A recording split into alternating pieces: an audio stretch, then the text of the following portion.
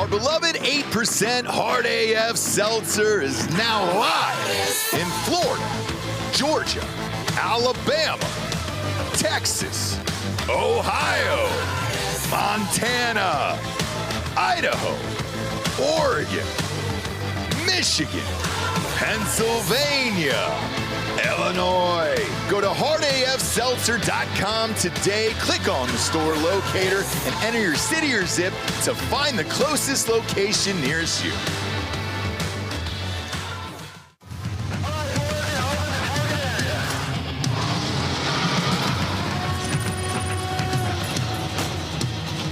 We are gold for energy. Send it. Incoming. Put the money in the bag, man.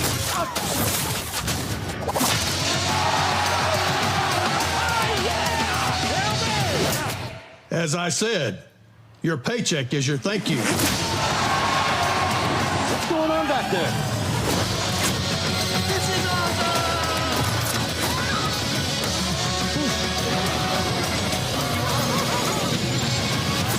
Welcome to Earth! No. Who's flying the plane? Get cockpit. Go. God. Black Rifle Energy, dropping near you. Welcome to Drinkin, Bro.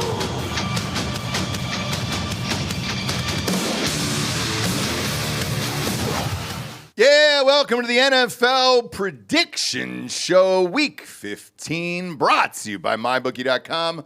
Promo code DrinkinBros doubles that first deposit all the way up to $1,000. Get off the couch and get into the action today with MyBookie.com. I'm back, dude. Won again on Monday night with that Monday night teaser. Gonna be real with you here, people. Said this, 4 or 5 weeks ago on this show of I've got to crack this code and figure this NFL nonsense out. And I started taking teams with a lot of points. Now, the bets that I've made, full disclosure, I really don't believe in. But that's been this NFL season. And once I switched to that mode of thinking and just started taking the most points and the things that didn't make sense were going to make sense, it started working, dude. And it's a very, very strange NFL season. You know the rules. Talk about week 14, hits and misses, and then we'll get to week 15. But let's just start with that teaser from Monday nights. That was the one that I made on fake news, and I've been pretty hot on fake news at least, and then not so on Sundays, but then I've turned it around. This was Eagles-Chargers. This was Eagles minus 2.5, and I flipped it. I took the Chargers plus 9.5, and I dropped that over-under down to 35. Both of those hits, and I didn't really believe in either of those bets. I really didn't. The Chargers are finding a way to win. The Eagles are, what's that phrase when a wagon goes downhill and loses all the wheels and everybody dies inside? What is that? What is that called? Okay, got it. I don't know. Got it. Yeah, I mean, it's a runaway effect. So the wheels have fallen off of that train. And it happened 2 years ago as well, the year before they won the Super Bowl. I mean, look, it's hard to win in the NFL. The end. They've had a rough season, and they're 8-5. Right? They're 8-5. So, I mean, it shows you a couple things: how hard it is to win in the NFL, how hard it is to win after a long playoff run, especially, and then what it's like coming into the season with high expectations. Because they're 8-5, leading the division right now. We're talking about the wheels falling off. I know, because they've lost, I think, 4 in a row now at this point. Yeah. And Jalen Hurts was 21 of 40. 4 interceptions. He had 5 turnovers. Yeah, because one of them, he threw an interception. The guy fumbled the ball directly to Jalen Hurts. He picked up the ball himself. Fumbled again. Got hit and then fumbled. 2 turnovers on the same play by the same guy. I don't know that I've ever seen that in the NFL. I don't know that I have either. There's another common denominator, by the way, between these 2 Eagles seasons you're talking about, where they kind of crap the bed a little bit. Replaced a very good offensive coordinator. Oh. So Kellen Moore was their Super Bowl winning coordinator, goes to coach the Saints. A couple years before that, I believe it was Steichen, who now coaches the Colts. Yeah, look, it matters, guys. We're seeing it with Detroit. Saw with Ohio State on Saturday, man. if your plays are off, if your scheme is off, you're going to fucking lose. Like, there's nothing you can do about it. And with his Eagles team watching it, they seemed lost. The irony is this was the first game that Saquon Barkley had over 100 yards. So, he looked all right. And if he gets hot, then it's a game changer for them. It is. He gets hot, they run off 4 in a row to the end of the season, and we're not even talking about this anymore. We're talking about them positioning for the playoffs. Let's be real about that, because it's still a very talented team.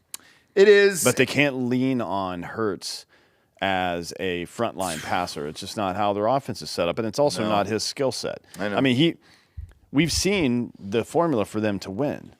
And they not only did they win, but they fucking crushed in the Super Bowl. They didn't just win. They dusted everybody in the playoffs, okay? So it's like we know that they know the formula to win. They're just not executing right now. So I don't people will say, oh, Hurts isn't the dude. He's obviously the dude. He won a Super Bowl. He won last a Super year, Bowl, right? Literally last year. He is the dude, provided they play the style. It's not just about playing the style. It's about executing on the style that they want to execute on, and that's the whole game, right? Well, you and I have talked about this for years, that, give patience to a quarterback, and then this is the first team, obviously, that built, in my opinion, built their team around a quarterback who wasn't the most talented dude in the draft, right? And it worked.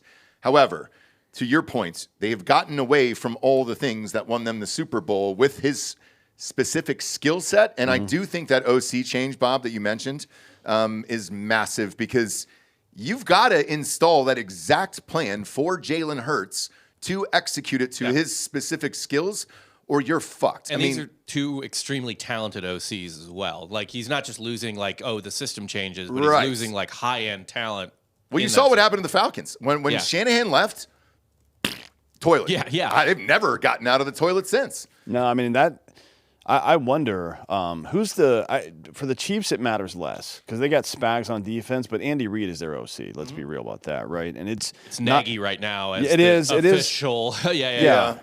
But Nagy's he's a manager. That's why he was the head coach of the Bears, right? He's a manager, not like a great offensive mind. Reid is a great offensive mind, and if you've got that good combination, if you have a manager in one of those positions and the mind in the other, it doesn't matter which role they're in. Clearly, Andy Reid shows that, because typically we would say we need the manager, we need what's his nuts in Detroit at the top, and then we need his OC at the bottom. It works that way for sure. We know that. Works well with in Philly, right? They have a good players coach, right? Like, they love that dude there. They like him. Yeah. He's a good coach. He's a good manager. Wouldn't say he's a great offensive mind. They lost their coordinator and shit goes sideways, right? So, and then you see it in with Andy Reid, and he's an exception. But he's the mind, and Nagy's the personnel manager part of it, and it works that way too. You got to have that combination no matter what it looks like. Yep. And they just don't right now, right? I mean, it's you just they don't have it. They don't have it. No, they don't have it. 1, 2. They played a quarterback with a broken arm, Justin Herbert. He came in and played this game 1 week off of surgery for a broken arm. Now, he had a terrible game, 12 of 26, but he had 10 carries for 66 yards, and he was able to keep moving the ball, keep fucking moving the chains, and with one fucking arm, it was unbelievably impressive watching that guy out there just grinding, man, because they ran the ball 38 times, and I think that was your smartest move. Eagles defense got run over in that run game last time. My favorite thing, though, was after the game, he goes up to see his hot-ass girlfriend that Bob loves, sitting in the suites. I'm not a huge Madison beer guy. Really? Yeah, I mean, it's whatever. Okay. And then a kid walks over, and some people were bitching about this. I think it's hilarious. He's wearing a Jalen Hurts jersey after the game in L.A., which should be a home game for Justin Herbert. It was not. Where was it? No, yeah. No, it definitely wasn't. You could hear only Eagles fans that whole game. Totally. And he was probably pretty pissed off about it. So this kid rolls over and he's like, hey, will you sign this? And he goes, no, motherfucker, not with that jersey on. I got the video. Oh, you got the clip? Yeah. Go ahead and play it.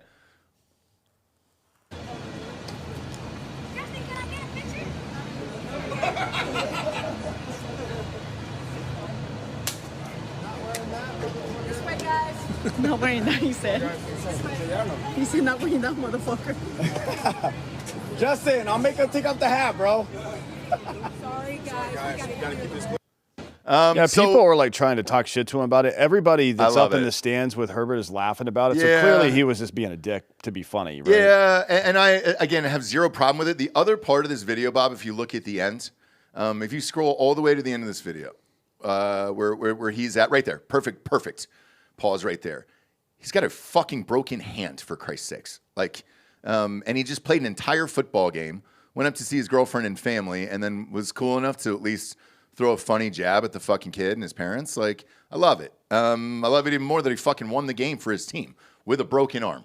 That's what you want out of a quarterback, and that's a fucking leader right there. So good for the Chargers, man. Mm-hmm. They're 9-4, and they've got a tough stretch ahead here. Well, now they needed that game bad. They did, but to be honest, would have been understandable had they lost it with Hampton coming back.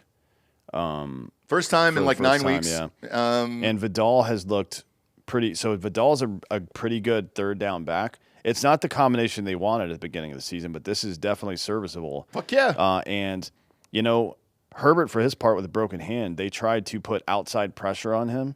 They tried to come around the outside on him instead of doing that was odd, to be honest, but instead of doing what the Eagles usually do, which is run up the middle, because they got a really good defensive tackles, tried to come on the outside, and that motherfucker just took off and ran. Yeah. So, adds a depth to their game that wasn't there before. And I'm sure Chargers fans were holding their breath a little bit, but it got the job done. So got the job done, and good on them, man. Now they're at Chiefs. They're at everybody. It's a rough stretch going home. Well, the Chiefs are. No, they're desperate here, and I don't know if desperate's the right word. I think they might be done. They might be, and by the way, Travis Kelce, not to interrupt you, just made a statement this morning saying he's trying to figure out what is going on with him. Trav, I love you, buddy. It's your age. That's it. Nothing you can do. Father Time is undefeated, and I don't know that there's anything to figure out, to be honest with you. I wonder if he's having like eyesight problems, because the speed's one thing, but he's dropping the ball. At 35 years old, though, you do your vision starts to go down. It's not as perfect as it was in your 20s. Yeah. Like, I mean, shit. I see that at 34 years old, Bob, and he's a year older. So, it seems like he's got real timing. It does. Just coordination issues. But by the way, that's also what happens when you get older. Yeah. Like, well, one of the reasons. So, this is the case with a lot of outfielders. They have trouble when they get older in baseball. I've never heard of it with receivers before. It would make sense. I did as a kid. I was a center fielder and I had trouble with my vision. What is it? It's the steps you're taking making your eye level bounce, right? So it's the same thing with swings. If your eye level changes when you're a hitter, that's bad news. You want no matter what your body does, if your hips stay tight and your front, there's some fundamentals to hitting a baseball that really matter. One is pitch recognition, right? Yeah. Seeing the spin on the ball, so really good eyesight helps there. One is keeping your hips closed until it's time to attack, and the front hip opening just like a microsecond before your rear hip turns. What that allows you to do is stay back on the off-speed pitch if you get fooled. Albert Pujols is probably the best of all time at doing that. You've seen him. I bet his eyesight was perfect. 2010. Was it really? Yeah. So as a matter of fact, 300 hitters or better, the average eyesight is 2015 or better. You see Pujols not one-handing balls to the opposite field, but weight on his back foot, front hip open, but using his rear hip driving through to drive the ball to the right side of the field, right? So instead of giving up on a pitch and getting a single, he's getting extra base hits to the opposite field on off-speed pitches. The other thing is keeping your eye level set, because if your eye level changes, like if you take it's why people stop taking long strides. You don't see that shit anymore. Yeah. You see a leg kick sometimes, but it's most of what you see in Major League Baseball these days, because of analytics, is just pick the foot up and put it back down, or not even pick it up off the ground entirely. Just pick the heel up, rock back, and then go forward, something like that. When you're running in the outfield, though, it's something that's a lot harder to do, because if you're not planting the correct way, if you're not gliding and you're stomping while you're running, especially Travis is a big fucking dude. Huge. If you're stomping like that when you're running, it's fine if you're a defensive end. Nobody cares because you're tackling a huge human being. But if you're catching a ball whose circumference is like, 8 inches maybe? I don't even know what it is. 8 inches, probably 9 inches at most. If you're catching a ball like that while you're trying to move at the same time and your eye level's changing, it's not about hand-eye coordination. anymore. It's about your hand and eyes are in different places. By the time you fucking reach to grab the ball out in front of your body, which is what you're taught to do, your eyes are in a different place than they were a split second before, so it hits off the finger instead of in the middle. And it's a thing that happens to a lot of outfielders as they age.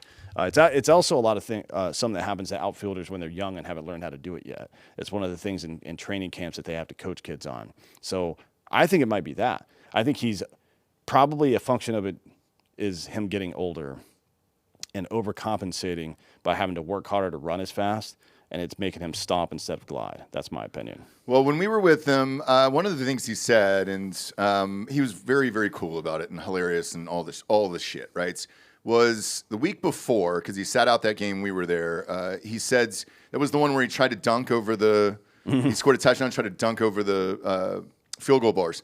And he goes, Derek goes, hey, man, remember how great you used to be at basketball, like when we were growing up and you fucking do everything and everything else? And he goes, man, now I can't even fucking dunk over a goddamn field goal bar. He goes, you see last week's game? And he brought it up, not us, but it was really funny. And he goes, I'm just getting fucking old, man. And that was a year ago, for Christ's sake. So add another year, and with everything else that's going on in his life, shooting movies, getting married, probably having kids after the season's over, and then the podcast signing a $100 million deal, and everything else, man. I think he's out of here after this year. I don't know what the Chiefs. I think the Chiefs will be lucky to make a wild card at best, and I think they just need to start over.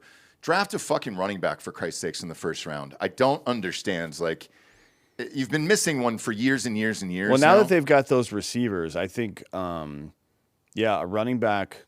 I mean, they're going to be in the middle of the first round this year. It's not going to be at the end like they usually are. Right. I don't know who. Jeremiah Love will probably be out there. Yeah, I mean, look, drafting first round running backs, unless it's a generational dude, doesn't make it. Unless it's Saquon Barkley, I wouldn't take a running back. But I don't know that there's a tight end in the field that would be worth a first rounder either, to be honest. Yeah, because I would have said the kid from Ohio State, but they haven't thrown him the ball enough, and I don't know that he showcased himself enough for a first round pick. Well, I mean, even if he had, even if they know for a fact he's good enough, the chances of somebody else stealing him from you in the first round are very low. ESPN does project, as of their latest mock draft, Love to the Chiefs at 14. Shut your mouth. Look at me, dude. Look at me. God damn it. Let me ask you, is Max Clare on that list, that tight end?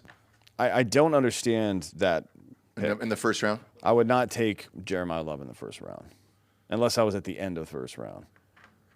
It's just that's. I think the Chiefs have almost everything else. Not seeing Max Clare. So if I'm him, I stay one more year. Because he can definitely be a first rounder. Stay one more year if I'm him. But do they have any tight ends in the first round? I'll check. By the way, you know who has a projected top 10 pick right now? Who? Because of a trade with the Falcons? Yeah. The Rams. So you know who they want to take? I see Caleb Downs right now. Yeah. From the Ohio State University. God, that would have been amazing, wouldn't it? Instead of a quarterback last year, trading all those picks for Michael Penix, who's in the hospital. It's not like I predicted that. Shit. There's one tight end I think projected. I'll keep looking, but it's Oregon's tight end, Kenyon Sadiq. Oh, he's good. Here are the first round draft picks that have been running backs who are actually good. Okay. Adrian Peterson, Hall of Famer. Bo Jackson would have been a Hall of Famer. Or maybe he is, actually. I don't know. He's got to be. He should. LT, Hall of Famer. Earl Campbell, Franco Harris, Barry Sanders, Gale Sayers, Eric Dickerson, Jim Brown, Saquon Barkley, Thurman Thomas, Walter Payton. Jesus Christ. And then Todd Gurley is somehow on that list. Todd Gurley was elite. He had 5 before or he got 6 injured. good years. Yeah. Yes. Was Derrick Henry not on the list? He's not on this. Well, hold on. Let me see. Maybe I missed him. No, that would have been like 10 years ago. Marshawn Lynch is also on the list. Worth it. He was the 12th overall pick.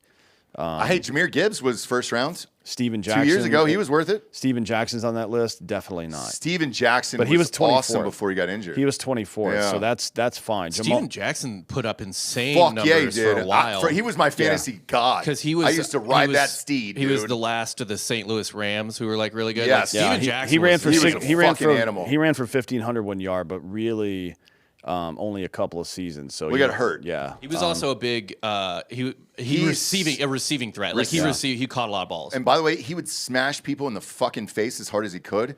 that's what led to his injuries. Yeah. I mean, he was just a violent player. I loved watching him play. Jamal Lewis is another one that had he was awesome. He had a high but short peak. Chris Johnson, another guy that had a short peak. C2K, dude. Sean Alexander, short peak. But that's running backs, right? So it's like if you're the Chiefs, I don't think they're to the point, they're not ready for a fucking full rebuild or anything yet. No. So maybe it does make sense for them to get a because the receivers, back. if they're healthy, are fine. If they think their line's okay, it makes sense. Well, but it would have to be the line that you always want. They had great picks on the line. They're just rookies. That's the problem. So they're going to get better. Mahomes is going to be Mahomes for another 10 years. And then these receivers, for the most part, are pretty young. They got Worthy out there. They got Rice out there. Jonathan Stewart was another one, our boy. Oh, God, dude. He was good. He was elite. He was good. He had for the Carolina Panthers. Yeah, he had 2,000 yards and fucking 21 touchdowns in his first 2 seasons for the fucking Panthers. I know. That is a lot. He was awesome, dude. Those are in 16-game seasons, too. And he was splitting carries with somebody D'Angelo else. Williams, Yes. yeah. Remember the two of them? They dominated. Yeah, that was and then Zeke was number 4 overall. He was great. He was great. For a good while, yeah. He was great. Yeah, so there's if it makes sense for the team, I guess. Bob, that's a good point. If they feel comfortable with their O-line, they should fucking take a running back. I don't know if it's Jeremiah Love specifically because it's going to depend on how he fits with the rest of the team. Does Mahomes need a guy who can also catch the ball a little bit? Or is Pacheco going to become that guy who just catches and runs sometimes and spells Love or whatever, right? I don't know. If you're looking at it, though, you got to be... I'll let Andy Reid make that choice because he's a good judge of talent. Yeah. And he knows what he wants on the team, too. And also, they're not playing in the playoffs, so it's not like he's going to have any extra mileage Ricky on him. Williams is another one that was a first rounder. James Cook's another one that was a first rounder. What happens if he doesn't get popped for weed or just becomes lazy? I mean, he's a Hall of Famer either way, but he rushes for 20,000 yards, I think, because he fucking loved it. I know. God, that's honestly, that's one of the biggest ways. Watching him in college. I think if the awesome. weed thing wasn't if it wasn't against the rules or the law, I think it would have kept him healthier than the other guys. Maybe to some degree, and he would I think he would have been an outside shot to get past. Maybe not Emmett. What did Emmett end up with, 18,000 or some shit? Oh, yeah. It was over. I know he broke the 16 mark at some Well, he just kept playing for the Cardinals. Remember that? 18,355. Good yeah, God, dude. So he probably doesn't catch that, but I bet he goes over 15, for real. And the other part, too, is if you look at, let's say, Zeke, because that's the best Cowboys running back in recent memory, Emmitt Smith doubled that.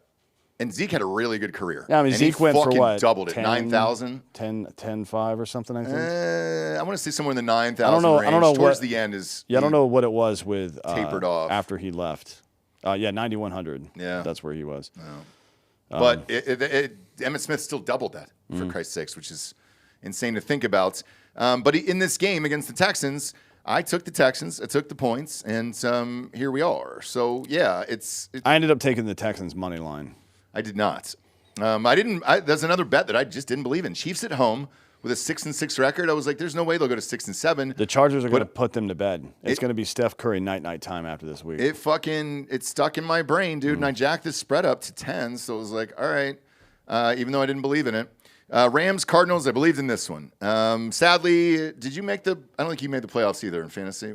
No, my team. My entire team. You know what's weird hurt. is I know, same here. Me, you, and McClurg are out. I have Matt Stafford as my quarterback. He had another 3 touchdowns. In my opinion, this is the MVP of the league. They're 10-3. This team looks pretty much like the best team in the NFC, except for last week's slip up. But I give this guy the MVP, and he is having an unbelievable season. So, yeah, even Blake Corum in this game at 128 yards. I haven't heard his name in 2 years, probably. Next up, Packers, Bears. Oh, my. That was one of the worst passes I've seen to end a game in my life. The Packers. When you had a chance to win for Caleb Williams. Yeah, I mean, he's not. I couldn't believe it. No shock there. To loft a 15-yard pass to just nobody but the other team, there was no one there. I mean, that kind of seems like a broken play, which is, he's his whole career. He's the quarterback. Well, broken play as in the receiver took the wrong direction. It could be either one, though. It could be him throwing to a spot where nobody was ever going to be. Right. You know what I mean? But Packers had this one all good, won that one. Next up was Broncos, Raiders.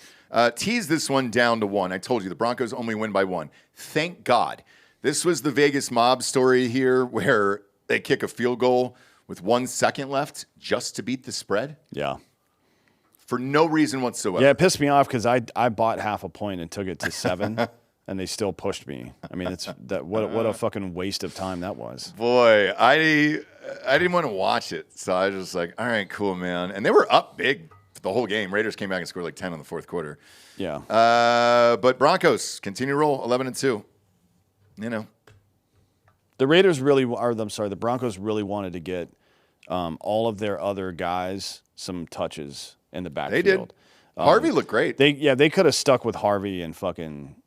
Let's be real. They could have beat these guys by 20 points easily if they wanted to. But what's the Broncos? The point? They do not care about that, and they don't need style points in the NFL. It's not college. No, so which is really interesting because their coach Peyton. That's not really how they did it in New Orleans back in the day, but they had Drew Brees, right? Mm-hmm. Shows you how good of a fucking coach he is. It's like because some guys can only win in their scheme. Yep. Sean Payton can fucking win. He can just figure it out. Doesn't matter what it is. I mean, Pete Carroll, we'll see next year. If the Raiders have success next year, I'll say the same thing about Pete Carroll.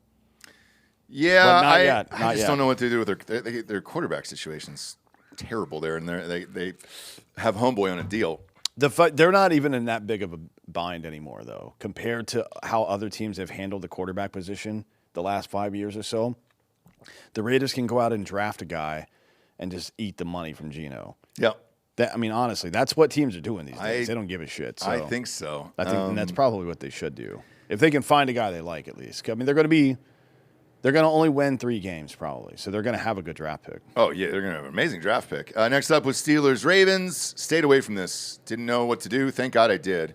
There was a late reverse call that ended up helping the Steelers win this game, but this was what we told you last week on the show, a playoff game, essentially, we thought. And both teams played like it. I mean, this was a hard-fought game, and Steelers are now 7-6. Ravens go to 6-7. It really fucking matters. Tomlin pulls another one out. So if he goes out on a playoff, if he gets this dog shit Aaron Rodgers team to the playoffs, God, hire him in 10 seconds if you're the Atlanta Falcons. Just get him out of there because they don't appreciate them. Well, it makes it kind of complicated for the Steelers. Can you fire him after his 18th playoff season? The fans really hate him. I think they should. I think he should leave. I think he should leave, and it should be mutual. Let him go do what he wants to do, or vice versa here, because the fans are fucking miserable to him. And let's face it, man, they gave him fucking Aaron Rodgers. If he was picking the players, I'd say by all means fire him, but he's not. Somebody else is drafting the fucking players. Next up, Jaguars beat the Colts here. Interesting story. So Daniel Jones out for the year. Achilles done probably next year too, because it's this late in the season. Yeah. So I would imagine maybe it's going to be a long time. Phillip Rivers tries out Tuesday. They sign him. He's on the practice squad. He's getting ready to potentially start this Sunday. Is he going to start, Bob? I mean, what else are they going to do? Run the Wildcat? I don't know. Do Army's triple option? That'd be funny. The wildest thing is the last time this happened was the Colts, and that's exactly what they did. Is they ran the Wildcat the whole game. It didn't go well, by the way. They got smoked.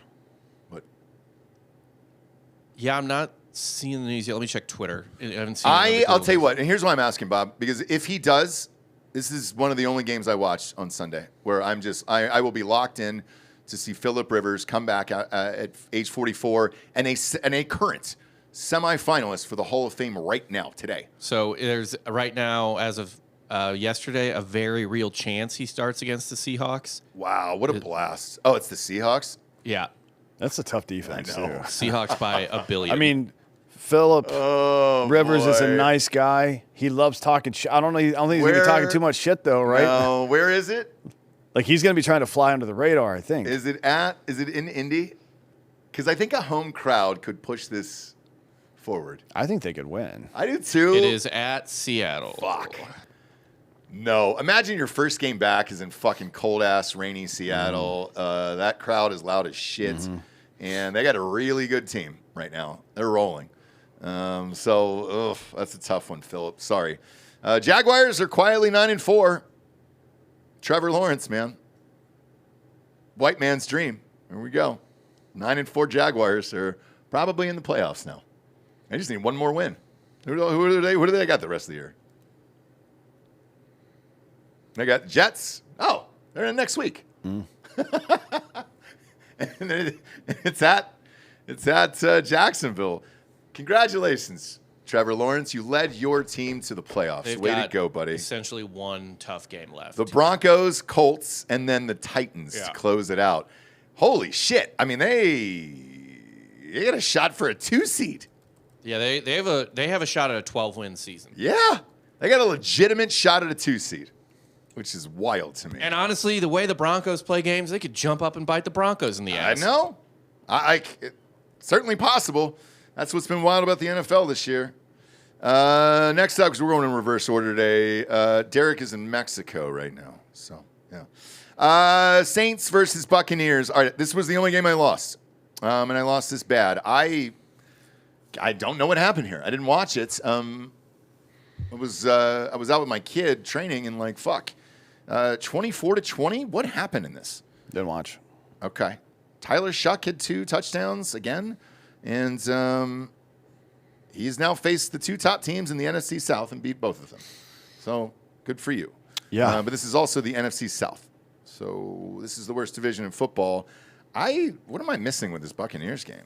I mean, Jesus Christ. What was the box score? I mean, sometimes it's just the NFL, man. Yeah.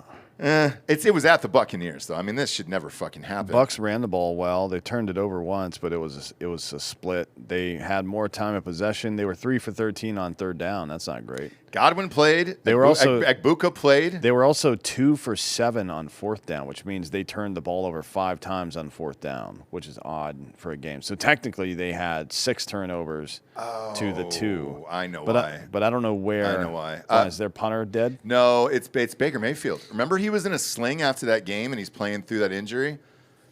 He was 14 of 30 in this game for 122 yards. That is not like him. I mean, that's part of it, but they only.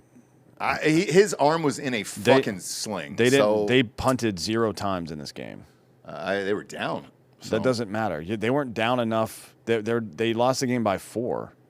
Yeah. And that was They were tied going into the fourth quarter, and at no point during this game did they punt the ball once. Or if they did punt, they punted 1 time out of bounds. Okay. I think it was a fair catch. So 1 punt. Yeah. 1 punt for the entire game, and they turned the ball over on downs 5 times. Yeah, I don't understand that. I can't speak on it because I didn't watch it. I didn't either, but that's weird. I'm curious if anybody watched this game. Yeah, let us know in the chat. It is weird, too, because the week before, their punter earned NFC Player of the Week. Did he really? Yeah, Riley Dixon. Okay. Shit. NFC Player of the Week? Yep. God damn. What was his average? 70 yards a punt? I must have been pinning dudes. I don't know. Shit. All right, I'm impressed, dude. Let's go. Next up was Dolphins. Jets. Nope. Didn't watch 1 single second of this. Refused to. But here's the weird part. They're on a fucking string, dude. 4 straight victories, and now they're 6-7, the Dolphins? Out of nowhere? With no Tyreek Hill and all that other shit. So, hey, keep playing these bad teams. They might get in there. Vikings beat the Commanders 31-0 here. I can tell you what happened in this one. Homeboy decided to play again. What's up with the Redskins organization that you would risk an injury to Daniels again? They let him back and start the fucking game, and he got hurt again on the same elbow. Yeah, I don't know. That was turned out inside out backwards, and they were like, you know what would be a great idea 2 weeks later? Throw him back in there. Our franchise quarterback. Yeah, I don't know. He's been hurt all year. McCarthy looked good, oddly. Yeah, first good game he's had. So I mean, he's a rookie. Their defense is just okay, so not. Skull, guys, you're 5-8. And they ran the ball really well. Minnesota's got Aaron Jones and Jordan Mason. There's no reason they should be throwing more than 30 times a game ever. No. Which they have a couple times. And, yeah, anyways. Next up was Browns-Titans. The only reason I'm talking about this game is it was rigged by the Mafia. Or the Browns really wanted that draft pick. So it was 29-29. Shedeur Sanders had a great game in this one. We'll shit on people if they suck, but, he had a great game in this. Nothing I can say about it. Fucking 364 yards passing and 3 TDs. And let's face it, Cleveland doesn't have world beaters at fucking wide receiver out there. H. Fannin Jr., had 114 yards, whoever the fuck that is. Yeah, I'm not familiar. Me neither. But when your quarterback has 364 and 3 TDs, and you're down by 2 and have to go for 2, you know what the play call isn't? Is to not have him in the game and put in the Wildcat, Bob, which is what they did. And then he threw an interception, the running back, to tie the game. So clearly, against the 2-11 Titans and the 3-10 Browns, they did not want to win this game for a fucking draft pick, and Browns fans are very pissed off about this, and rightfully so. What, that they won?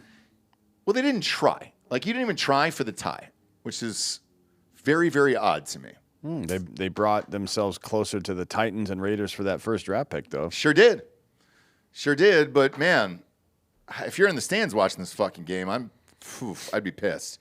Next up, Bills, Bengals, fucking excellent game. This was the game of the day. In the snow, in the blizzard, fucking shootout, Burrow against Allen. This is everything you wanted it to be. 39-34. Let's fucking go, dude. It sucks for the Bengals because now they're officially out. So if I'm Burrow, he'll play anyways. He does that, right? He's not going to come out. I would sit him out if I'm the owner. Yeah, I mean, I don't see why he plays, but well, I think they still had an outside shot if they won out. Now they do not. Moving forward, I mean, you don't want to be out for protracted periods for sure. No, but he's played enough. I'd sit him. What do we got here? 3-4 weeks left. 3 weeks left. So no, yes, sit him. What the fuck, bro? We're all good now. Next up was Falcons, Seahawks. Got this one. It's exactly what I said would happen. This is 37-9. We didn't even score an offensive touchdown. Way to go, guys. 4-9 Falcons. Now, the only curiosity I have for the Falcons going forward the rest of the season is we rehired Raheem Morris as the head coach after 2 years being removed as the head coach from going 4-11. Can he do the same thing?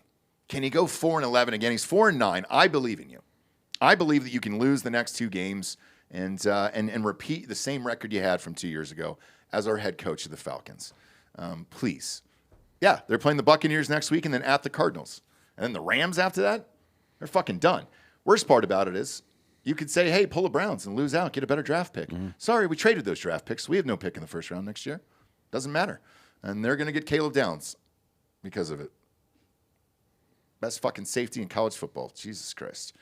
Last but not least, I lost this game, dude.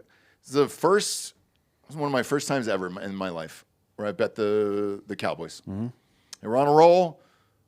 I took one tiny taste of the Kool-Aid with just my tongue. Like just and they got fucking destroyed in this game. Absolutely fucking destroyed. Wow. This is a problem. It's not a Dak Prescott problem, in my opinion. I watched this entire fucking game. CeeDee Lamb, I've never seen a human being drop 50% of balls every fucking game like this, but still end up with like 121 yards receiving. And it's like, what do you do with this guy? And then George Pickens does not run his fucking routes and finish his goddamn routes. Case in point, Jackson Smith and Jigma, he might break the record this year for the Seahawks. What do you have? Another 92 yards here? So he's close to 2,000 yards this year. If you watch the way that he runs routes versus George Pickens or Lamb, these routes are so fucking lazy that the DB is able to just bat the ball down. So this interception on Dak Prescott, the DB got his hand in there. That ball was exactly where it needed to be. Pickens just needed to reach out for it like a goddamn wide receiver is supposed to. Go to the ball, motherfucker. And it was right in his chest. So it wasn't like he had to jump or go to the side or anything else. And all of his fucking routes are like that, dude. So he's just lazy. It's even worse when they're playing like a cover 2, like a zone defense, because he'll run a route even lazier, and you know it's going to the other guy. Yes. You know what I mean? Which means they fucking that top level safety will drop down out of coverage and into 1-on-1 or into 2-on-1 against fucking CeeDee Lamb, which is the whole fucking point of having great receivers on either side of the field is to not let that happen, and he just doesn't do it. We have to tell our 12U kids that exact same note. So my kid's a receiver as well. And there was one play during a game where he didn't run the fucking route full speed down the field like he should. And he goes, and I go, hey, what are you doing, man? And I was on the sidelines. This was live during a game. Like, what are you doing? And he goes, Dad, the ball wasn't coming to me. And I go, I don't care if the ball's not coming to you. Like, your job is to make everybody think that the ball's coming to you. So you got to run that route every single down. I don't give a shit what it is. Even if it's a run, especially if it's a draw play. Especially if it's a draw play. Yes. And that's what we ran. So it was like, dude, you cannot do that. And if you have to tell 12-year-olds to do it, you got to tell a fucking first-round pick to do it? Like, that's insane. I'm telling you. Well, people have been telling him to do that since he was 12. Yes. And he's still not doing it. Still not doing it. So people have never been better at the sport and worse at the game. Yeah, same thing with baseball, man. Who was it? Was it Kirchin that wrote that piece last year?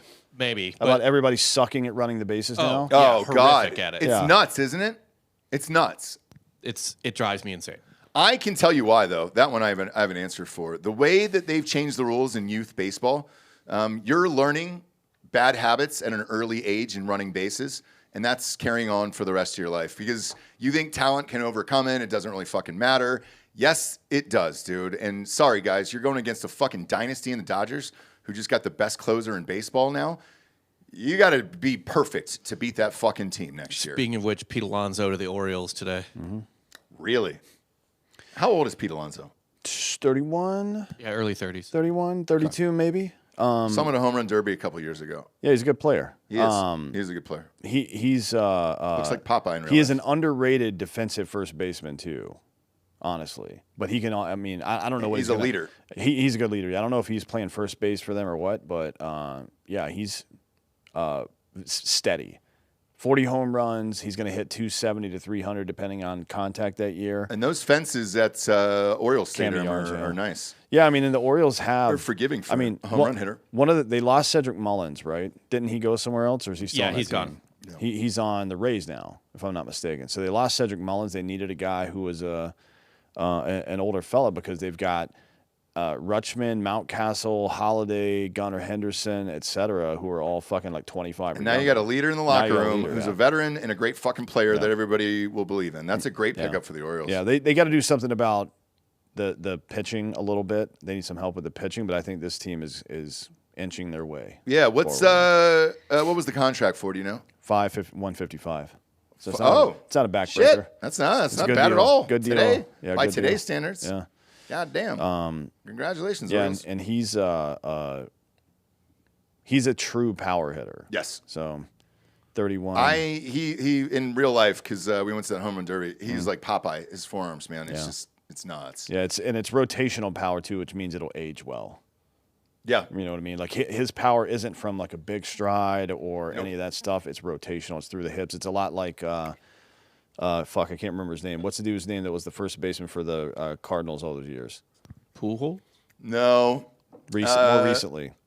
Chokes up. Oh, Goldschmidt? Goldschmidt. Yeah. I guess he started with the Diamondbacks. But yeah, Goldschmidt's like that too. He's got rotational power. It ages well. Yeah. Yep.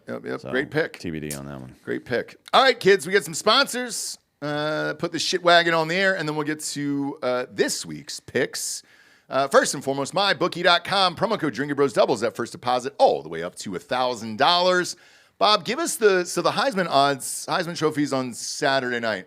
What are the odds for that? Because it was taken down for a while. 4 guys ended up making it. Pavia, Sayin, Love, and Mendoza. God, I always forget about that dude. It's still down. That is the screen on my bookie. Yeah. So, let me double check. No, Bob, this happened to me this morning. So because I was trying to bet on it. Somebody posted the numbers, and it's a little surprising, to be honest with you. So Sayin has 400 more yards than Mendoza. Pavia, though, has fucking 600, 700 yards less than both of them. But Pavia in the air, correct. But on the grounds, what's his ground numbers? Let me check. I'm still looking. Because he was still, what I saw on, one of those cards they put up on Twitter or whatever it was. Pavia was not the favorite. And I was shocked. He was close last I saw, but he was third. Let's see here. Season stats. Rushing, 826 rushing yards, 9 rushing touchdowns. Whew. So what did you say he was? He almost had 1,000 yards rushing. Yeah. So 3,100, almost 3,200 passing yards and 826 rushing yards. Man, so that's where I wanted to bet money on, but I and then nobody's really talking about him. Everybody's been sucking the Mendoza guy off, and I don't really get it. Like 13-0. No, I understand that, but like his numbers, like just take the last 3 weeks, he's barely cracking 200 yards or not even. Whereas Pavia's fucking A, man. Like if they didn't have Pavia, I don't even know if they win 5 games. They don't. They absolutely don't. Mendoza's 2,900 yards, almost 3,000 yards, 2,980. Yeah. 33-6. He's got an okay rushing numbers too. Only 240 yards, but 6 rushing touchdowns. So maybe that does it. I don't know. Here's why I give it to Pavia. He played a tougher schedule in the hardest conference there is, and he's the only option on that fucking team. So, like, you want to talk about dragging a team to any type of prominence? It was him. Jesus Christ, man. And in my opinion, they should have gotten in the fucking playoffs. Luckily, most of us are sane people are having the same takes here. Let's get rid of JMU and Tulane and pop in Vandy and fucking Notre Dame, for Christ's sakes. I don't get it. I don't get it. I would love to see Pavia in the playoffs. That is somebody I'd be afraid of in the first round. That guy, shit. Yeah, it's a nightmare. Anybody with heart like that, fuck. Yeah, dude. So I wanted to bet Pavia, but I guess I think a lot of people. I think Vegas is having a real hard time with us right now. I really do. This is very strange that there's no odds up. But when they pop up, feel free to bet it. Streets are saying Mendoza. I'm saying Pavia here. Well, who would you take, D'Anthony? I think Pavia. I think so too. It's like there's different theories. It doesn't really apply. Heisman usually is just best player. Mm-hmm. MVP when it comes to sports league is depends on the league. So in basketball, it's usually based on PER. Although lately they've been getting fatigued by LeBron or it's Jokic. Yeah. It's been both of them actually. So anyways, Major League Baseball was typically best player on the best team. It wasn't just about stats. Same with the NFL. Typically, it's like you can't be a great player on a shitty team. You're not going to win the MVP like that. But college football, if you're on a blue blood and you just do okay and you put up crazy numbers, you probably still win, right? Especially if you're not a quarterback. If you're a running back and you win or something like that, it doesn't matter if your team made it to the finals or any of that shit. But I think it should now that we're morphing into this 12 and now maybe 16 team playoff, I think it should be the best player on the best team. Yep. Not the best player on the best team. It should be the guy who contributed the most to the team to get them to win. Yes. Like that to me is the best player. Same. In the league. And Pavia is my dude for that. For that exact reason. They didn't make it, so so I wouldn't count him. If you're the committee or whoever the fuck is voting on this, like I don't know if it's the same people or whatever, but like I would have to pick Mendoza under my own rules because they have a great defense for sure, and that carried them a lot, but so did Ohio State's, and they beat Ohio State. Yep. So it should be Mendoza. Well, and here's why I don't give it to Sayin is you have 3 NFL quarterbacks that are lining up there and an NFL tight end. That are all first rounders. So running our wide receivers, you mean? Yeah. And it's like that's the easiest gig in college football. I mean, if I'm, a recruit out there and I can play with 3 to 4 NFL wide receivers every goddamn day, it's going to make you look amazing. Now, I think he's good. Don't get me wrong, but he's young and he's, a redshirt freshman. But the argument against both those guys is still they both had the opportunity to fucking lock it down and neither both failed, right? That's what I think, and so it should have gone to Pavia. Yeah, and then Love and Pavia had the benefit of not having to play that extra game and tail off or whatever, right? But imagine if Pavia was in the SEC championship. Yeah. Also, it should be noted, like, Sayin and Mendoza didn't look great against each other, essentially, but both were playing elite defenses. Pavia didn't play that well against most of the really good defenses he played either. You're talking about that Texas game? Texas he ended up lighting it up because they had to throw. That's they right. Were down they were big. down a lot. Yeah. But like against Missouri, Pavia was not very good. Against Alabama, Pavia was not very good. So that should be taken into consideration. Yeah, and maybe that's what they're stuck on. There's no odds. How was Love's performance against the good teams? Because both men, like Indiana's path was easier than Ohio State's, in my opinion, despite the fact they beat Ohio State. Mm-hmm. And Sayin played well against good teams. Yeah. So I don't know. I mean, this is the closest year. It was. I like that guy Brandon Walker a lot on Barstool. Do you know him? Yeah. He's one of my favorites over there, and for whatever reason, he pops up in my feed a lot. We've kind of chatted back and forth here and there, and he had the exact same take on that game as I did, where he was just like, "You play call like that again, you're fucking fired. You're gonna lose." So for that reason, they lost that game for him, and no Heisman for you, Julian Sand. None, buddy. Give it to Pavia. Love had a good game against A&M, 23 carries, 94 yards, 4.1 average, touchdown. They only gave him the ball like 10 times against Miami. Like he was like not in the game plan against Miami. Was he hurt? No, it was the first. No. Okay. No. Interesting. So between a missed extra point and deciding that your best player shouldn't touch the ball very much in the first game of the season when you're starting a redshirt freshman quarterback, Notre Dame wants to ask themselves whether or not in the fucking playoff. Oh, look. Like, Jesus Christ. And they're going to have to join a fucking conference, man. I mean, this is dumb at this point. You're just costing yourself playoffs. Yeah, and they're whining about it, too. Like, all the other teams joining the ACC fucked us. Like, no, you not joining the ACC fucked you because you would steamroll the ACC. You would have won every year. You would have won every game. The fuck are you talking about? Every game this year. You guys would have been undefeated in the ACC. Not just that, but whatever money they're making. Oh, except for Miami, I guess. Whatever. Lost Miami. Well, yeah. But on whole, they would have, if they had to play Miami again, they would have fucking lit their ass. I think off, so, if they had been in the conference, they would have made the conference championship. And by the way, all of my money would have been on Notre Dame in that game because they really started figuring it out week 6 and whatever with money, the defense. Whatever money they would stand to lose from not having whatever independent TV deal they have right now, the ACC would pay them $200 million to join. Oh my God, more than that probably, right? That just to join the conference, not including the TV percentages and all that stuff. They would pay them $200 million cash to join that conference. And the good thing about Notre Dame, even though because remember, Clemson's buyout was $133 just to leave. Notre Dame's going to be $250. I mean, at a minimum, it's $200. It's like what the fuck, man. I mean, it doesn't make any sense to me, honestly. I think they're probably coming to understand that now. You have a young coach, a young staff, a young team that is very good, and like they're gonna get better next year. For Christ's sakes, like join a fucking conference, man. Get in the real world here. You're costing yourself. You've got a great window right now, and you're ruining it for this stupid shit. And the 16, by the way, is not guaranteed yet, guys, for next year. So we don't know. Like you're gonna have to go back and forth on that. And the problem is you're going to be hung up on these SEC Big Ten negotiations because they want 10 teams for both of them, 5 for each, and that's going to leave 6 slots open. So people are going to bitch. And it's not going to leave 6 slots open. It's going to leave 4 slots open because you still have the conference slots. Oh, you're right. Which take those out of there. Take the Tulanes out of there. Take the finish in the top 16 or go home. Finish in the top 12. Or you're going home. That's it.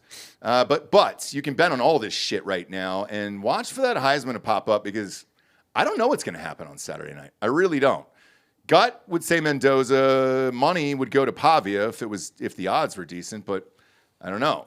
And I think Vegas is having a real hard time with this. Also, the odds are up for the college football national championship right now, and I'm looking at Georgia there, guys. Is it still $550 for them? It dropped. It's $580. Come on, man. Ohio State and Indiana are dead even. Ohio State is favored? $240 and $250 for Ohio State and Indiana. So that's 1 and 2, and then Georgia. What world is that? Plus $580. I'm honestly like, even though I would bet on Indiana to win the game, I'm kind of talking myself into sprinkling Texas Tech. I don't mind that either because you don't know. Like the unknown of Texas Tech is they're in the Big 12. The Big 12 sucks, so we don't know. But they have passed every fucking eye test. So, yeah, dude, I don't think that's bad. I think it's a bad pick. I would sprinkle Georgia and Texas Tech out of this group. And if you want to go, like, not sicko necessarily long shot, but I don't hate Alabama at 24-1. Me neither.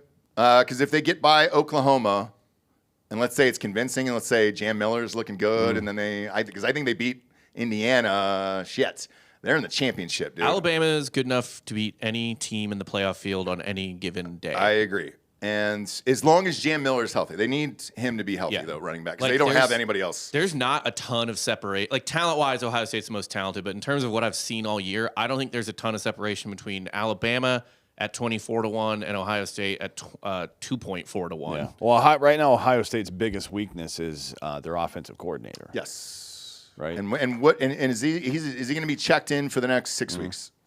And I don't have that answer. I would have moved on and gotten Kelly and called it a day, but we'll see. Therefore, it opens the door for some of these bigger odd teams like a Georgia. I can tell you personally, and I haven't posted it yet, I have personally bet on Georgia. So I think I got it at 550 the other day, Bob. Yeah. You say it's 580 now? 580. So, look, I sprinkled Georgia, man. After that Bama game, I was like, Jesus Christ. Anywho's, go there. Bet it. Drinkin Bros doubles that first deposit all the way up to $1,000. Partner picks and college football picks will be next week. I'll do a partner pick this week for the NFL once we get to it, but that adds like 15% to your odds. So I fucked you guys last week and I lost. I picked Ohio State. I think we all lost in that one. Next up, we got DrinkinBrosTickets.com. If you want tickets to any of these games, Drinkin Bros Tickets got you covered, man. A lot of people getting tickets here for the playoffs and the bowl games and all that other stuff. Because there's some other fun bowl games, even though I personally don't think they should exist anymore. But Texas is playing Michigan in the Citrus Bowl on New Year's Eve. That's a fun one. That'll be before the actual big games that night. And, yeah, man, get some tickets. If you're out there, take the kids. It's a blast. I took my kid to WWE last week. It's great. You can get any fucking ticket you want, concerts, all of it. And then we're by the algorithm here. What do they got? Still Dallas Cowboys, huh? Chiefs, makes sense. All right. Yankees, Dodgers. Oh, my. Shit. Goddamn. The Boston Bruins any good? I think so. Let me double check. It's a weird team that I've never seen. They're just a legacy team. Who's the other one? Oh, on the Saints. What do you mean? Are they any good? Boston Bruins this year. Are they good? Yeah, they're probably like third or fourth best team. Okay. In hockey our page runs off an algorithm, so I was just curious as to who was buying. Boston They're a Bruins playoff tickets. team. Yeah, I mean they're like I think they're underperforming right now, to be honest. But they've got a good plus minus. They've been a little banged up. McAvoy's fucked up on the injured reserve. Half their defense is on the IR right now. But I think when those dudes come back, should they come back in it's gonna be after the beginning of the year. I think the Bruins, they're performing well with a really banged up defense right now. Some of them more recently than others, but I think they'll be fine later. We never talk about hockey on the show though. So no, we don't. I just because everybody asks when they go to DrinkinBrosTickets.com, what's with the teams? It is based on an algorithm of what you guys are buying. So we don't set it. I'm always curious to look at the teams because they change. Cowboys are always number one. The Cowboys. It's such a weird thing to me because I don't even think they necessarily have to be good. It's just that stadium is so goddamn fun that I would go for any game to take the kids just because it's awesome and you can have 20 different experiences at that stadium depending upon what you want to do. And we love it. That's our favorite stadium in America. Last but not least, we got hardafseltzer.com. I can't talk about the new state yet because we're going through contracts now. There is another one coming up, a Circle Case. But I think I'll have to announce that in the new year, probably on the first day back on January 5th, to be honest with you, because that's when they're supposed to get their shipments. But I went to Cedar Valley Liquor last night. Dude, they had all the fucking Hard AF Seltzer in there. And join us at the Christmas party. We'll have the Hard AF Seltzer for you. If you want to bring your own, please feel free. That HEB next door is great, but we will also be providing it to everybody. The Christmas party is next Friday, December 19th, here at the studio. Highway's closing in on us, and this might be the last jamboree, kids. So Christmas show is next Friday night, 6 p.m., free Hard AF Seltzer. Come on out and drink with us. Plenty of parking spaces.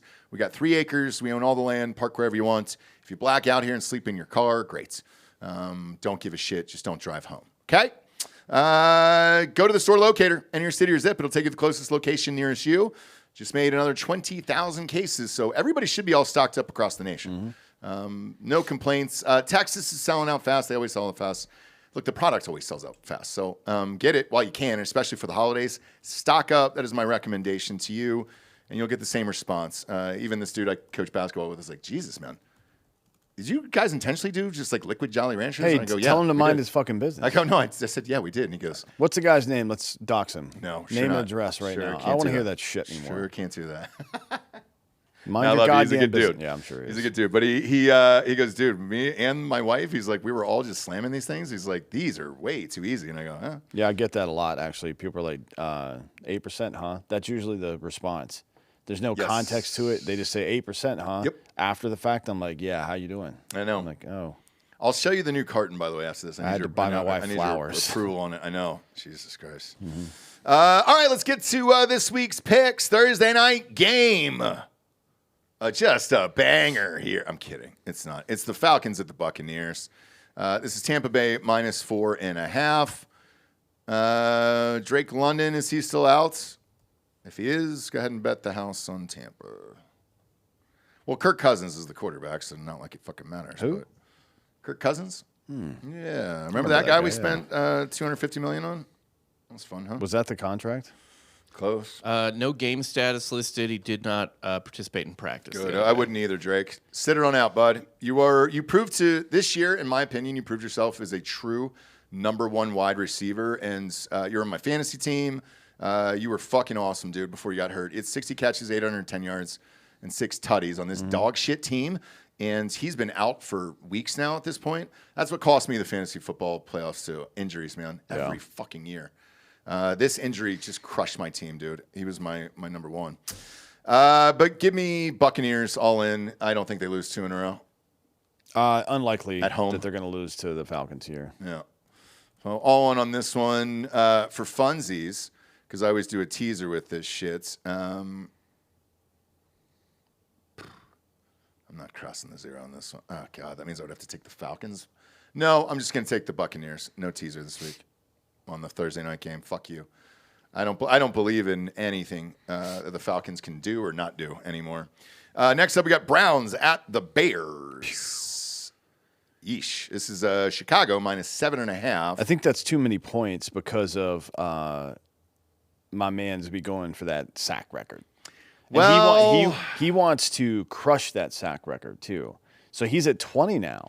Myles Garrett is at 20 sacks, 13 games into the season. Bob, do you remember your prediction last week? No, not on Myles Garrett. I go, what's the over-under for sacks? It gets released on Friday. I bet it. You called it. It was 1.5. He only had 1. It'll be 1.5 every game for the rest of this year. Yeah. He only had 1, dude. And I thought for sure against the Titans, he would have gotten 2. He did not. However, he got 1, and he's about to smash this record. The record is 23. Yeah. And he's at 20. Is it 23 or is it 22.5? No, it's 23. It's Strahan. Yeah. Well, I thought it was 22.5. But it is 22.5. Yeah. Well, he's got to get 23 to get there. Sorry. Either way, one of these games against one of these teams, can keep in mind the Browns are playing Chicago, Buffalo, Pittsburgh, and Cincinnati is the big one.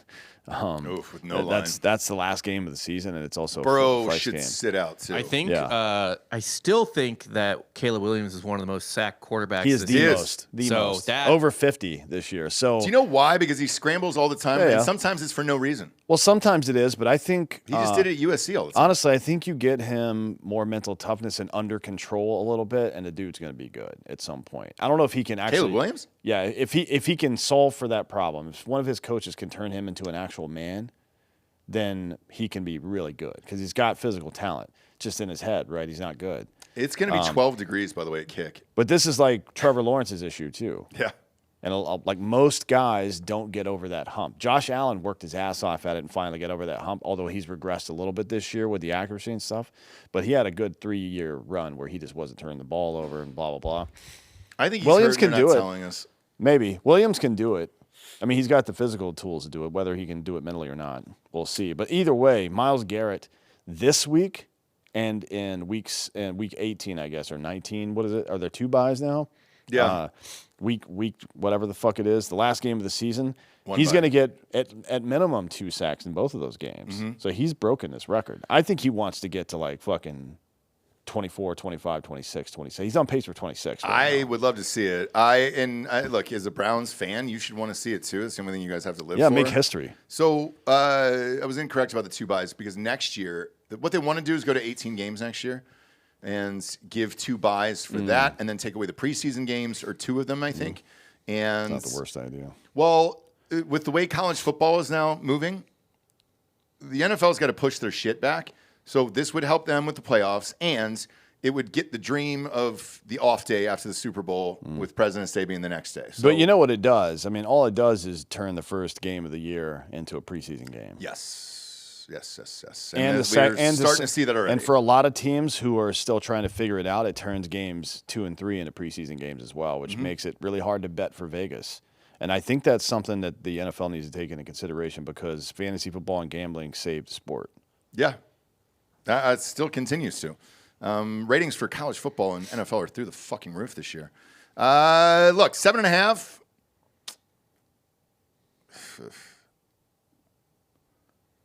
No, and it's 12 degrees. I mean, who knows? I could see the Bears winning by 3 and not caring because let's face it, they don't have to.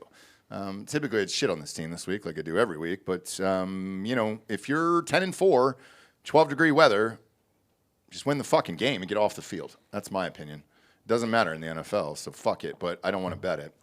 You? No, me neither. Next up is Ravens at the Bengals. Baltimore minus 2.5. What are we going to see here? Bengals money line. Yeah, what are we going to see here? I think you see Joe Burrow win the game. Okay. That's what I think. I don't know what the details will be, but I think Joe Burrow wins this game pretty much by himself. It's going to be 14 there. Lamar Jackson, when it gets super cold like this, is usually in the playoffs, does not play well. So, yeah, give me the Bengals as well. And if Burrow's playing, I'm all in on the Bengals. Jamar Chase, another 1,000-yard season for that guy. Huh? Unbelievable. 91 receptions, 1,015 yards already. Next up, Chargers at the Chiefs. Great fucking game. Chiefs minus 4.5? What am I missing? Chiefs are a good team, and it's in Arrowhead, which is a tough place to go win. It's going to be 18 degrees. Yeah. With that wind, too, you're probably looking at 8. I mean, to me, 18 degrees is better for the Chargers, to be honest, because they run the ball more. I run the ball. And better. And better. And better. And quite a bit better. They've got Vidal, they've got Omarion Hampton, and they have fucking Justin Herbert all of a sudden running for 60 yards a game. I think I'm gonna tease this up. I'm gonna go. Give me the Chargers minus 11.5, and drop that over under down to 34.5. Plus 11.5. Sorry, and then drop that over under is 41.5 right now. Drop this down to 34.5. I think they scored 35 points. I think it's a 17-14 game at least. Could be 17-10. I'm taking the Chargers money line. I'm sorry, 20-17. Yeah, I'm taking the Chargers money line. I think. You think they're gonna win? I think they put them to sleep this week. Okay, that would be wild, wouldn't it? Mm-hmm. That would be wild, man. The end of an era there, because Mahomes is part of the issue too. He's got 10 interceptions on the year. Yep. It's not like he's also had a lot of hurt wide receivers. That's tough. That's a tough one. I'll lay off him. Next up is he's won like 3 Super Bowls too. Way to go, Russ. Bills versus Patriots. Another fucking great game here because this matters. This matters for seeding and all that other shit. This is New England minus 1.5. Last game, the Patriots beat the Bills. So what happens here? Patriots 1.5. Really? Yeah, I think this. So if you're the Bills, you're chasing it. If you're the Patriots, this is a put-away game. If they win this game and it seals them the number 1 seed, basically. Not mathematically, but basically, right? Because they only have to win one more game to do it. I think it also clinches the division. Close? Yeah, I was going to say. It definitely clinches the division, but I mean, no one's close. So this might clinch them the playoffs. I think the Broncos the first are seed. A game off of them. Oh, you're right. Oh, the Broncos are tied, right now. I was going to say you're right. They're tied, but I think I keep forgetting about the Broncos. Based on the projections, they keep all the projections have the Patriots in the 1 seed, so whatever tiebreaker it is, they currently own it. Yeah. Okay. And the Broncos have to play the fucking Packers, the Jags, at Chiefs, and then the Chargers down the stretch. And the Patriots are playing. Obviously, they play the Bills this week, but then at Ravens, at Jets, and Dolphins. So it's a much different path. Sure. The Broncos are going to have a lot harder time maintaining. Yeah. I think all things being equal, Patriots win this week, and that kind of, again, not mathematically, but I think that seals it up for them. They just got to take care of business after that. But this would be a huge win. It would be a massive win. Also, a huge confidence booster going into the playoffs. Hey, we fucking beat you guys twice. I just can't see the Bills losing twice. So for that reason, I'm going to take the Bills. I'm going to take the Bills money line on this. The over-under is bizarre to me. 50.5. It seems excessively high. That's a 28-25 game. Yeah, especially at 32 degrees. 28-24. But they both have really good run games. Both don't turn the ball over as much. But it slows down the clock. So it's like 50 and a half is a lot. It's a lot of points. 25-25. Give me. I'll tell you what. Here's what I'm going to do. I'll take Bills money line, and then I'm going to jack this up. I'll take Bills plus 8.5, and then jack up the under to 57.5. I would be stunned if these teams scored 58 fucking points. Last week, I understood because Burrow was playing, right? And I cashed out as soon as the snow was coming down. I was like, sometimes there's a hit and miss, but. Yeah, I think that's what I'll do as well. I'll bet this 3 different ways. Last like fucking 7 or 8 weeks, 7 weeks basically. The Patriots are averaging 28, 29 points a game. Okay, 7 weeks. Whew. Yeah. And the Bills can score. We know that. Stevenson is healthy too. James Cook runs the ball well. Ramondre Stevenson's back for them. Yeah, and he's Travion Henderson has been a fucking beast the second half. Yeah, of the year. just those two guys together is what the fucking Ravens always wanted out of the backs that they had, the tandems. Now they got Derrick Henry. He's 2 guys in one, but that's what they always wanted, and they're doing well. Patriots are riding those guys. Yeah, it's just a gut pick for me. Next up is Redskins Giants. I don't even watch this game, and I don't care about this game. It's a 3-10 team and a 2-11 team. Keep losing. Keep Jackson Dart healthy, and keep Daniels out for the rest of the year. Like, why risk this? It's your franchise quarterback. Stupid. Next up is Raiders at the Eagles. Eagles minus 11.5. What do you do here? I think I'll take the under at 38.5. Oof. Because I think the Eagles either shut out the Raiders or it's 3 points or maybe 7. Okay. And I don't think they go out and score like 30. Honestly, I think it's like 24-3 or something like that. So I'm taking the under in this game. And I think that's, honestly, I don't even think that's a big deal. I think that's pretty safe. If the Raiders beat this team, I think the Eagles are done for the year. Don't you? If the Raiders beat the Eagles, the Eagles are done for the year. I mean, no, because they still are in the driver's seat for the division because Dallas couldn't win a fucking football game. You're right.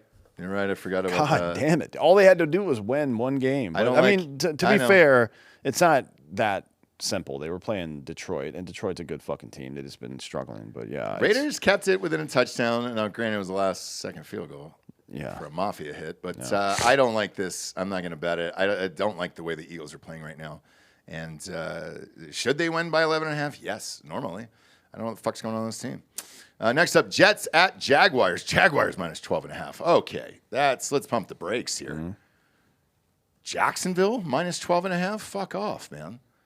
Fuck right off with that. I don't remember a season in the NFL where we saw spreads like this. I don't either. Like they would happen from time to time, but usually it would just be the Bills or the Ravens playing against some shitty team, and it would be 12 or 13. Maybe the Chiefs at 14, something like that. Now it's like every week, and the Jaguars getting that amount of points, but they beat the Chargers 35-6. They beat the Titans 25-3. I mean, they've done it a couple times in the last couple weeks. They beat the Colts by fucking 13, right? Yeah, but or they didn't have a quarterback by 15. Excuse me. Yeah. Well, neither did the Jets.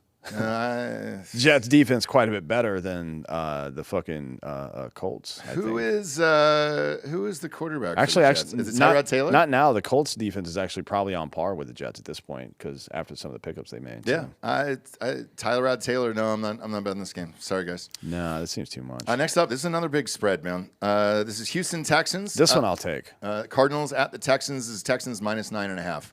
Boy, have they fucking turned it around. Mm-hmm. They have turned their entire season around. I think they were 2-5, and now they're fucking 8-5, for Christ's sakes. Like, they got a real shot now. So not only are they going to win this game, but shit, they win one more game after that. What's the shit look like the rest of the year? They're in the fucking playoffs. They got the Chargers and the Colts to close it. Oh, the Raiders. They got Cardinals, Raiders, Chargers, Colts. They're in. Mm-hmm. This is at a minimum, a 10-win team. And then we'll see what happens with the Colts, obviously. But could be 11 wins. So, way to go. Are you betting this at 9.5? Yeah, I'll take 9.5. Okay. I think that's fine. Cardinals can put up some points, man. Brissett had a shockingly good year, man. Coming in for Kyler Murray. Mm-hmm. He's got 2,500 yards and 15 touchdowns already. Mm-hmm. Just fucking wild to me. They've got great. They get one of the best tight ends in football. He's almost got 1,000 yards. He's at 937.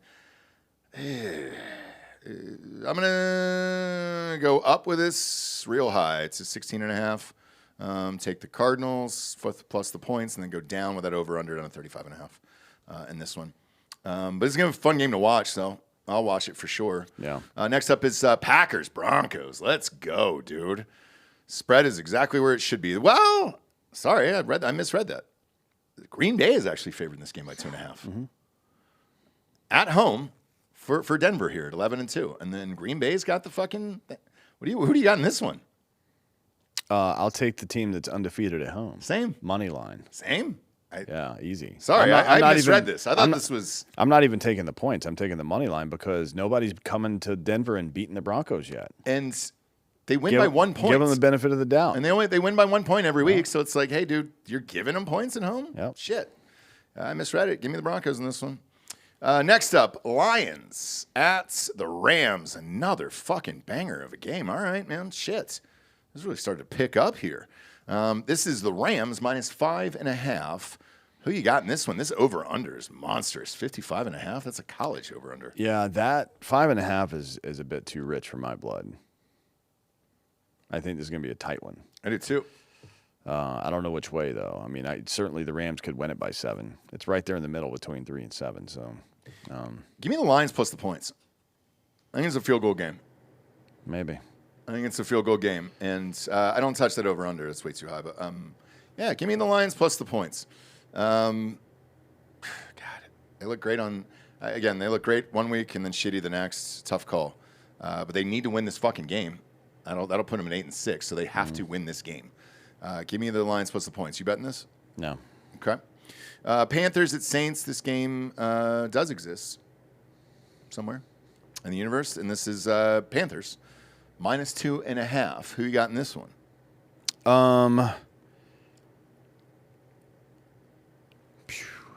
Yeah. I guess I'll take the Panthers 2.5. I am too, and here's why. Buccaneers are playing on Thursday night. Let's say they somehow lose that game. Mm-hmm. I mean, I think they're tied. They are. They're tied for the division lead. Mm-hmm. So they've got to fucking show out, dude. So, yeah. Give me the Panthers in this one, and I can't believe I'm actually going to bet this game and watch it. Whew. That's crazy. Next up, Titans at the 49ers. This is the third spread this week. That is minus 12.5, dude. Mm-hmm. That is fucked. Yeah, it's too much. I mean, the Titans suck. The Titans will probably get shut out in this game, too, to be honest. Yeah.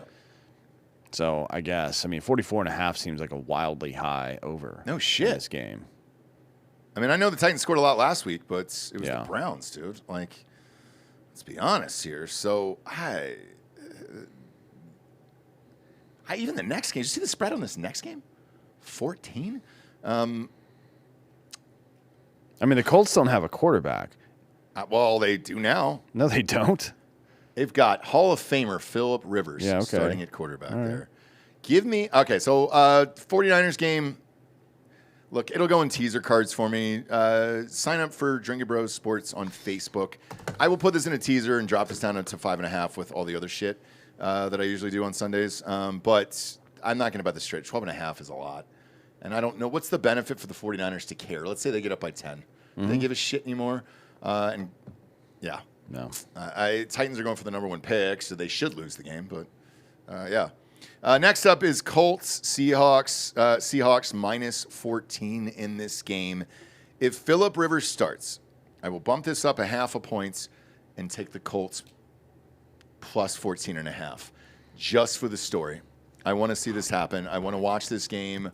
I'm all in. I might watch the game out of some morbid curiosity, but I'm not betting on it. One thing that this line won't be out till later in the week, I think. I can double check my bookie real quick, but one thing I'm interested in on this game is the Seahawks team over for points. Okay, why? I don't know, because they're going to score a shit ton. The Colts defense lets up a lot of yards. They're kind of in the bottom third of the league. And how long are they even going to hold on to the ball? I don't know. I mean, what is... You got to think it's going to be crazy field position for the Seahawks. They already sling the ball a ton. This has all the makings of a blowout. The over-under might be tough because Do the Colts do their part? I don't fucking know. But the Seahawks, you can get usually day before, day of, team over-under. Yeah.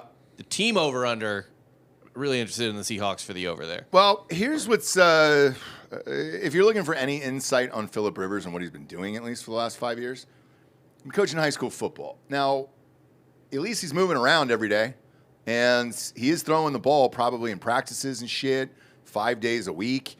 You're at least doing something every day on a Monday through Saturday, for Christ's sake. So, just out of the morbid curiosity of this, I want this to happen at 14.5. I really do.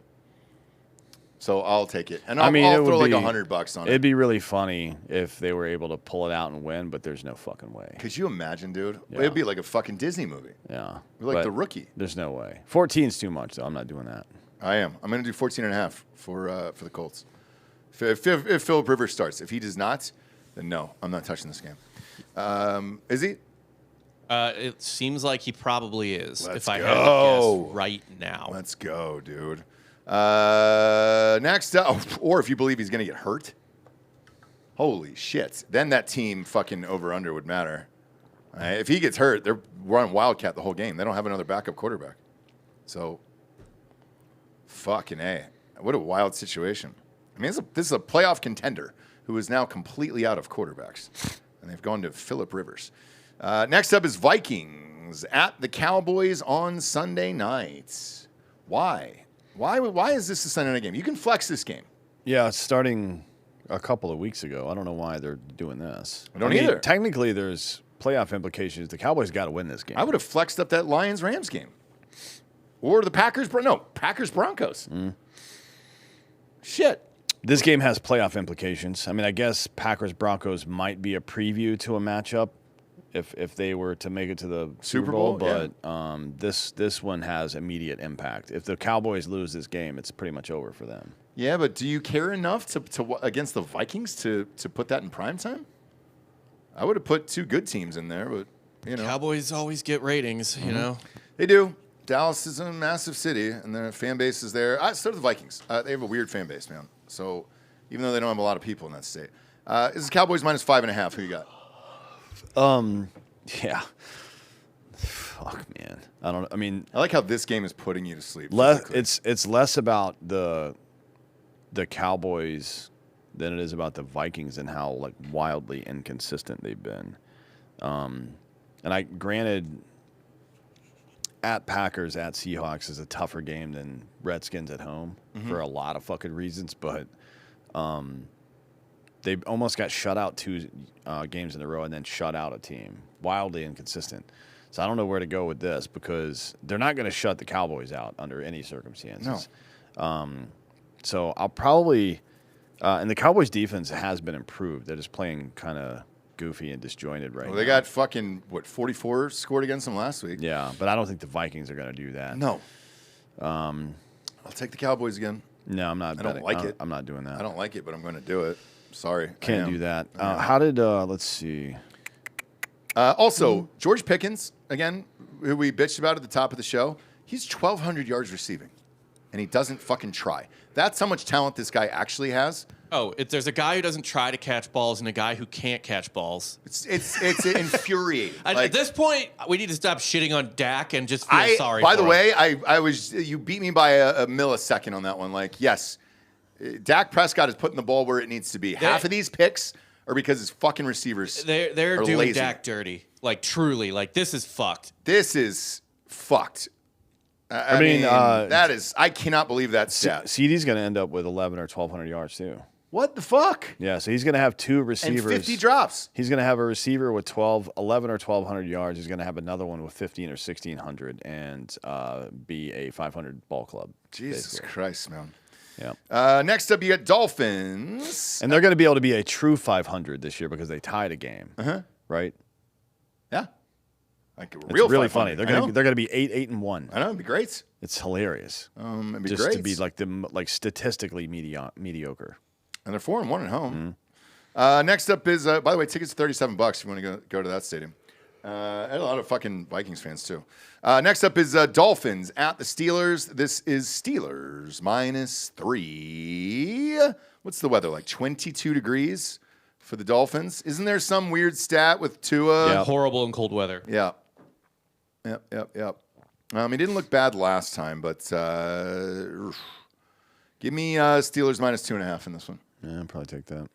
It's Tomlin. I think Tomlin will find a way. I don't think this game's going to be pretty at all. It's going to be an ugly game to watch, but that's where we're at.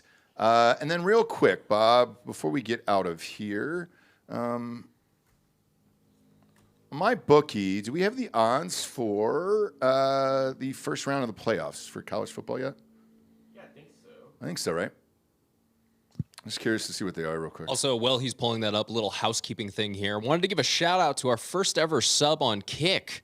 Kick.com. Guy goes under the name Wet Sausage. So, want to give a shout out to him. Appreciate you hanging out with us on Kick. We're having a fun time over there. Yes, love Kick.com. Yeah, they treat us better than YouTube, and they don't deal with the fucking. He's our first paid subscriber over there, and of course, you don't have to do that. Wet sausages? You don't have to, man. How much did he we pay appreciate for that? it. It's just $5 a month. Great, but dude. Thank you, Wet Sausage. There's no pressure, but it's love a free you. product. No, dude. I'll shout out Wet Sausage all goddamn day long. He did ask for feet pics, Ross. So maybe, maybe that might be something. We'll make another higher tier or something. I don't know. You know what's weird is Dan and I have decent feet. We don't have like, I don't know why you're bringing me into this. Yeah, because you wear flip flops everywhere you go, and it's every single person asks. 18%? When we take a picture, no, when we're at the airport, they're like, "Does he wear flip flops?" And I go, "He does," but I go, "I don't think he takes his shoes off." People don't like flip flops in airports for some reason. I don't give a shit. I know, but that's what I'm saying. Like, it's the dogs. It's it's a fucking choice. Dude. I don't live my life in a way that considers what other people enjoy. I live my life a quarter mile at a time. Same. We do have quarter lines. mile at a time. All right, what do we got here? Alabama, a 1-point favorite on the road at Oklahoma. Ooh. God, I can't wait for that game. It's going to be a fun one. All right, what else? A&M, a 3.5-point favorite at home against Miami.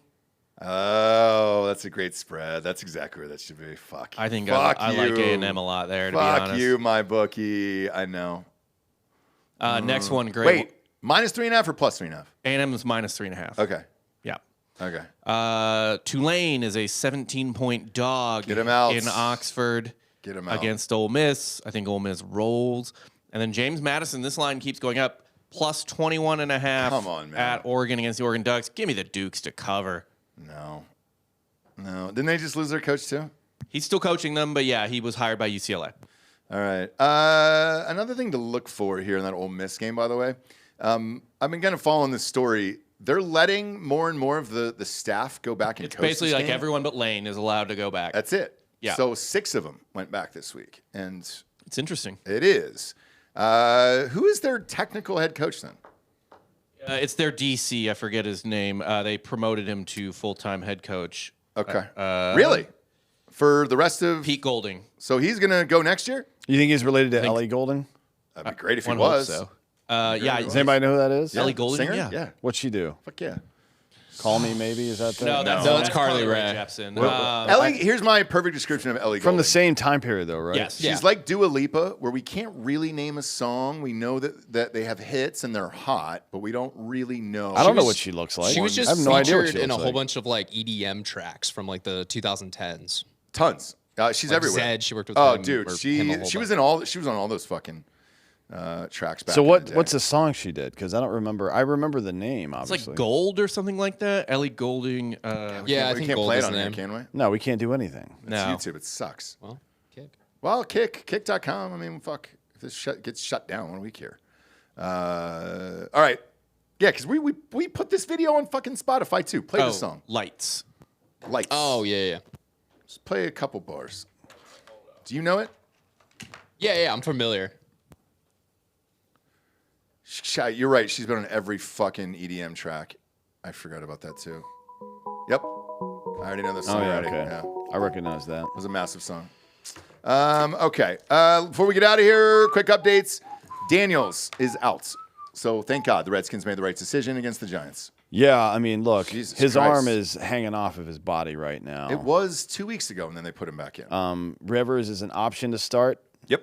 I think they're trying to see if Riley Leonard is going to be available. It says Colts in wait-and-see mode here, so I go with Rivers. Let's give it a fucking let's roll the dice. And we'll see how Shedeur Sanders does against the Bears this week. Yes. We talked about that game, but we didn't talk about him. And he looked all right. He did. And he's going to start the rest of the year. So the Browns have announced that. He's going to start the rest of the year. I think if he solves for his pocket presence, he could also be, because he's got a good arm and he's pretty accurate. He just does dumb shit on the field. He's like a raw talent, which is odd to say considering his dad was an NFL player and he's been in this pipeline for 15 fucking years that he's a raw talent, but that is exactly what he is. Let's be real about that. Can I tell you? He's a raw talent with some high-level experience. Yeah.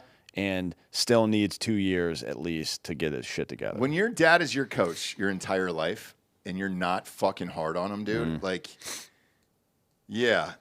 I can't tell this story on there. I'll tell you off. But, yeah.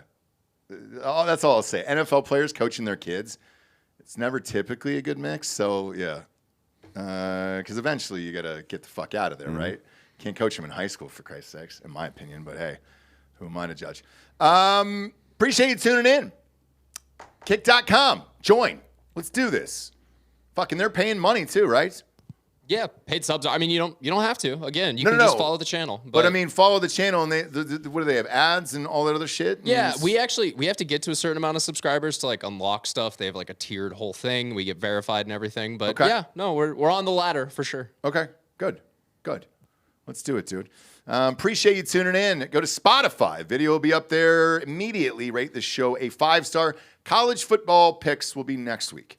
Obviously, because there is no games this weekend except for Army-Navy. Do you want to do Army-Navy right now? No.